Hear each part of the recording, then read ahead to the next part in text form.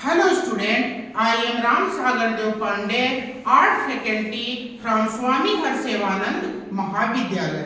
आज हम विश्व पटल पर घटित हुई एक बड़ी घटना को लेकर उपस्थित हुए हैं। आज हम बात करेंगे यूरोप में पुनर्जागरण के शुरुआत की। बच्चों, पुनर्जागरण की जो शुरुआत हुई थी वास्तव में यह यूरोप से ही प्रारंभ हुई थी, क्योंकि मध्य युग में जब दुनिया में अंधकार छा गया था तो यूरोप से एक नए युग की शुरुआत हुई थी। 15वीं शताब्दी आधुनिक युग की शुरुआत यूरोप से मानी जाती है।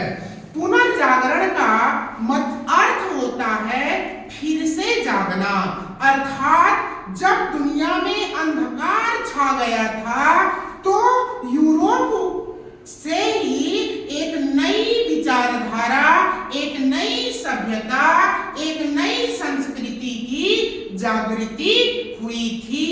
इसीलिए इसे पुनर्जागरण काल कहा जाता है। लेकिन आज एक चीज और मैं आपको बताता हूं कि इसे पुनर्जागरण क्यों कहा जाता है।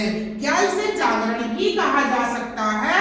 तो सामान्य सी बात है कि देखिए, पुनर्जागरण शब्द की जो उत्पत्ति हुई वो फ्रेंच भाषा रेनेसा से हुई और इंग्लिश में इसे रिबर्थ शब्द का भी प्रयोग किया जा सकता है। पुनर्जागरण का मतलब है कि पुरानी सभ्यताओं, पुरानी मान्यताओं के आधार के स्थान पर नई सभ्यता, नई संस्कृति, नई विचारधारा की शुरुआत, इसी शब्द को पुनर्जागरण कहा जाता है। मध्यकालीन संस्कृति जब फीकी पड़ गई थी तब नवीन विचारधारा की जो जागृति हुई इसे पुनर्जागरण कहा गया है। अगर देखें तो यूरोप में, यूनान में 5वीं और 6वीं शताब्दी में एक नई सभ्यता की शुरुआत हुई थी। यूनान के जो विद्वान थे, जो दार्शनिक थे, उन्होंने यूनान की राजधानी एथेंस को इस नई सभ्यता का केंद्र बनाया था। लेकिन धीरे धीरे यह सभ्यता पतन की ओर अग्रसर हुई। इसके बाद पुनः जो एक दूसरी संस्कृति का उत्थान हुआ तो विद्वानों ने एथेंस के स्थान पर उसका केंद्र रोम को बनाया। परंतु दूसरी और तीसरी शताब्दी में अगर हम देखें तो जो प्राचीन कालीन सभ्यता थी, संस्कृति थी, ये पूरी तरीके से अवसान की ओर अग्रसर हो गई। उसके बाद का जो काल था वो पूर्ण रूप से अंधकारमय हो गया। ऐसे समय में पुनः 12वीं और 13वीं शताब्दी में फिर एक नई सभ्यता की शुरुआत हुई।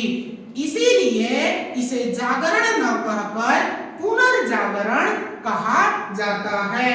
इसकी परिभाषा के बारे में अगर हम बात करें तो विभिन्न विद्वानों द्वारा इसकी पुनर्जागरण काल की अपने अपने तरीके से परिभाषाएं दी गई हैं, जिनमें मैरियट ने पुनर्जागरण काल के बारे में कहा है कि पुनर्जागरण का अर्थ था पृथ्वी पर एक नए स्वर्ग का निर्माण करना।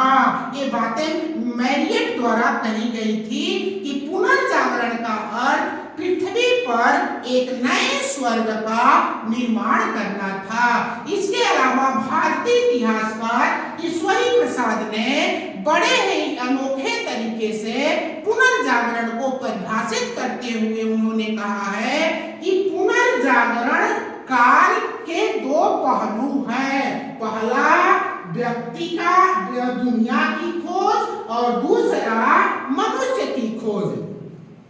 दुनिया की खोज से मतलब है कि व्यक्ति के अंदर जब डेवलपमेंट हुआ, उसमें एक नई जागृति का विकास हुआ तो उसने यात्राओं के माध्यम से, व्यापार के लिए नए नए रास्तों और नई नई दुनिया देशों की खोज की।